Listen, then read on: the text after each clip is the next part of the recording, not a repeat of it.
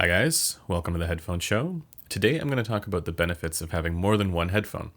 For many of us, we'll just do a bunch of research on the internet and find the best headphone that suits our preferences within the price range that's affordable.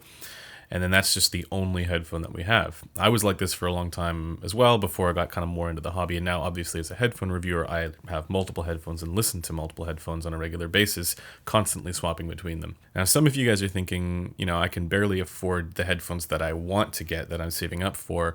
And now you're telling me that I need to buy more headphones on top of that. And I want to assure you that this is not intended to be that. This is more just my experience of having multiple headphones and the benefits that I've found in doing so. So by all means, if you're saving up for that, one headphone, or you're trying to get the best bang for the buck and the best value, that's not what this is about. Save up, buy the headphone that you want, and then be happy. Never look at the internet again. Because, of course, this is a hobby that once you get started, it kind of sinks its hooks in, and then you go down the rabbit hole, and you eventually wind up becoming a headphone reviewer, and nobody needs more of those. And before going further, I also want to dissuade you from the idea that it's better to buy two mid-level headphones instead of one flagship headphone, or buying two $500 headphones instead of $1,000 headphone. Most of the time, that $1,000 headphone is going to be more enjoyable than either of the other two for most of your music. I've actually already posted a write-up for this subject on the community forum, which I'll leave a link to below. So some of you guys have already seen it, and so you know what I'm talking about. But I wanted to also make a video for anybody who isn't aware of this concept. For all the time and effort we put into trying to figure out what neutral is or find equipment that we consider neutral, there's good reasons not to care as much. So let me explain what I mean by this a little bit. If you have one headphone that does perfectly for modern genres, or for rock music, or whatever genres you happen to listen to, and then another headphone that does perfectly for jazz music, those two headphones aren't going to sound the same. Perfect for one genre isn't necessarily perfect for another genre. There are overlaps and there are all-rounders that can do capably well at all genres. But if you want to find the absolute best headphone for the 10 jazz tracks that you're listening to, that's not going to sound the same as the perfect headphone for the 10 heavy metal tracks that you're listening to, or the 10 EDM tracks that you're listening to, or whatever. We have the Harman Target with a bit of a bass elevation that does really well at modern genres, and then we have something like a diffuse field Target that does better for jazz music. And again, that's why we have headphones like the HD800S, at least in my opinion. So what I'm telling you here is, if you are somebody who listens to multiple genres, give up on the idea that there's going to be one perfect headphone that satisfies all genres equally, that satisfies all genres perfectly, because that's just not going to happen. At some point, you have to bite the bullet on something not sounding perfect. And that means that if you have something that's perfect for jazz music, you're going to have a 3 to 5 kHz elevation there for your piano tones that, again, doesn't make electric guitars sound particularly good. And so you just need to decide which one do you care about more, and then go with a headphone that does better at that one thing. And it just means that for the other types of music that you listen to, it won't do as well as something else that's best suited for that genre. So you're making a concession no matter what. If you have just one headphone that you want for all of the music that you listen to, and you think it's neutral, you still have to make that concession for genres that it doesn't necessarily perform as well for. Now, one way around this is to just have multiple different EQ profiles, but I don't know how many people are actually doing that. I've done it for certain headphones where I say, okay, this is the default tuning is great for the modern genres that I like, and then I'll just give a little bit more energy in this one range, and then tame the bass or whatever, right? Change it a little bit to better suit the other genres that I happen to be listening to, and then when listening to them, I'll just switch to it. But I still find that only gets you so far, and it's also a little bit cumbersome to do. And maybe you only listen to one genre, and that's fine, and then you just stick with the one headphone that does really well for that genre. But if you are somebody who listens to multiple genres, that's a very good reason to own multiple headphones. And if anybody hits you with that question when you're about to potentially look for another headphone or buy another headphone, and they're going, why do you need another one? You already have one that costs way too much money already.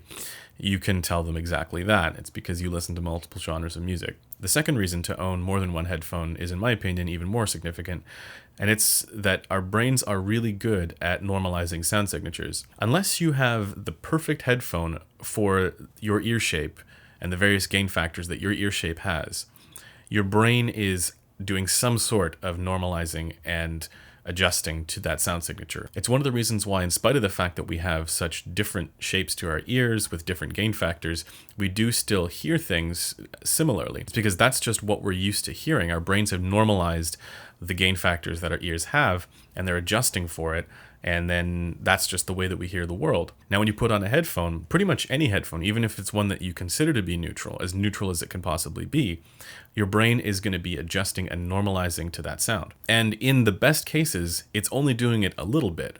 It's only needing to adjust a little bit, because say you have something that perfectly follows the Harman target and it fits exactly with the way that we hear the world, your brain doesn't need to adjust that much from the way that it normally hears the world. And that's, of course, within reason. Obviously, something doesn't match the general curve to the gain factors for our ears, it probably won't sound good no matter what you do, or no matter how long you listen to it. But over the course of, say, 6 hours, even 4 hours, your brain will be able to normalize certain sound signatures. And what that means is that the sound signature and character of the headphone isn't as noticeable. And that's something that I've noticed as I review more and more headphones. As I'm constantly comparing them back and forth, I find it way easier to identify certain characteristics about those headphones. Because even if my brain normalizes the sound, say I listen to something for a few hours, I can switch to something else to get a bit of a reality check or a reset, and then go back to the headphone, and then it's easier to pick up on those characteristics again. Now, obviously, that doesn't necessarily apply to everybody else,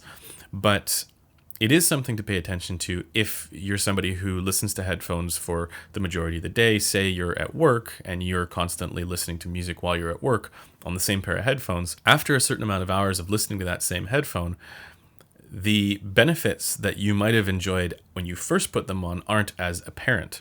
The good things about it, the qualities that you really like about it, aren't as noticeable. I find actually when I'm reviewing headphones, what my conclusions are, or what I put down in my notes, if I'm listening to something in the morning, if it's the first thing I'm listening to, I come to much more clear conclusions than if I'm writing down my notes at the end of the day. This normalization quality is similar to most other perceptive qualities as well. For example, if you're color grading and you don't have a reference point, you can often make mistakes because your brain normalizes as you're adjusting.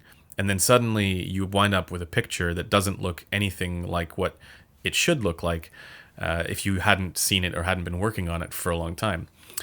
Now, obviously, within reason, if you go to extremes, it'll be noticeable, it'll be obviously wrong. Within that window for normalization, it's really important to have a reference point so you don't make those mistakes. So I'm going to leave you with a bit of counterintuitive wisdom here.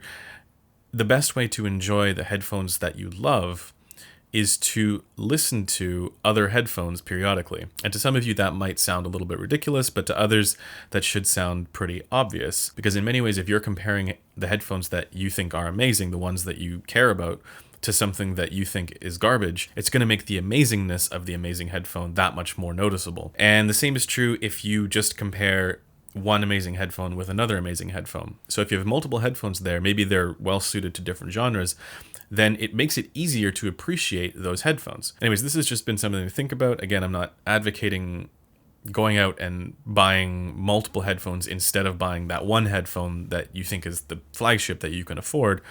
That's still going to be the best way to go, but it might be worth keeping old headphones around that you've moved on from, just as a matter of being able to have that mental reset to go, oh, this is what other stuff sounds like. For me, for evaluating headphones, this has been crucially important, but also I think for anybody who's listening for long periods of time, it's important to keep that in mind. And then also just to stop really caring too much about trying to find that, dead, flat, neutral thing that everybody seems to value. And I know some of you guys are going to be super hung up on this concept of neutral, and it seems like we're trying to chase that. But that's one of the things that I actually really like about the Harman research, is that it doesn't really assume that there is this scientific neutral for the way that the frequency response should be. It just asks a question, well, what do people prefer? And then it bases their conclusion on that. And I think a lot of that does end up yielding results that are pretty close to the way we would normally hear the world, so that our brain doesn't have to do a ton of adjustment and normalization. But that doesn't, again, mean that it's ideal for all genres. So once again, to get the most out of your music with the headphones that you really care about, consider using different headphones, even just momentarily, to get that mental reset. Anyways, that does it for this video. Thanks for taking the time to watch it, and I'll see you guys in the next one.